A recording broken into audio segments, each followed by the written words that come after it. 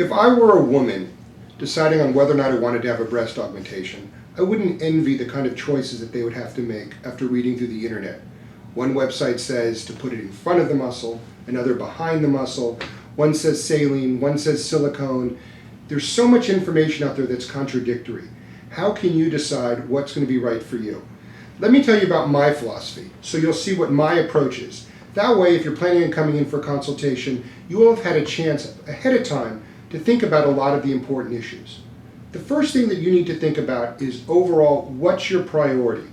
Is your priority to achieve a certain volume, or is your priority to achieve a natural look? You see, you can't always have any kind of look with any kind of volume. Almost all the women you see that look round, cantaloupe, coconut, whatever you want to call it, but certainly obviously augmented, the underlying problem for most of those women is that they selected an implant that was too large for their tissues.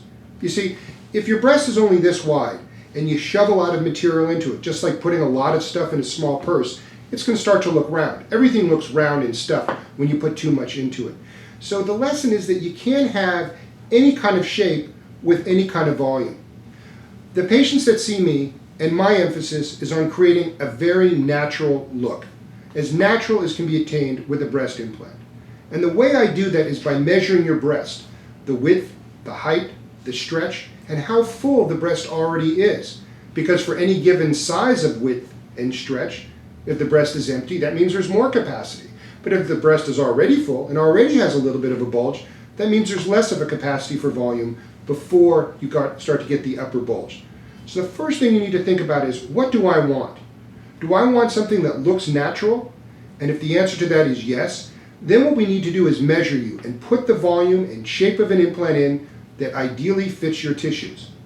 If on the other hand you say, I like the round look, I like the upper bulge, well then we size patients by a different method. Then you can put rice in a bag or water bags in a bra or put implant sizers in a bra, and then you pick the volume that achieves the kind of size you want. But beware, there are two things to consider if that's the approach you're taking. The first, as I said earlier, is that as you add more volume, it's going to start to look more bulgy and round on the top. And second, over time, years from now, 3, 5, 10, and 20 years from now, you're going to start to compress your tissue, just like a sofa sitting on carpeting thins out that rug.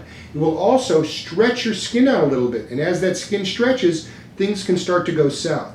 So, you need to decide, do I want a natural look with a better chance of lasting long term, or do I want to pick any size with impunity, accepting that it'll look faker in the short term and stretch and thin the tissue in the long term? Those are the first decisions you need to make for yourself before you come in with a consultation. When you come in and see me, I'll measure you. I'll tell you the size that I think is in the center of the bullseye at filling up your breast and creating the most beautiful natural breast. I can do a 3D simulation for you on a 3D imaging computer so that you can see what that size would look like on your body. If you need to put an implant sizer in a bra, just to check to see that that's in the ballpark of the look that you want to have, we can do that too. But what I'm saying is that this is the first thing that you need to think about.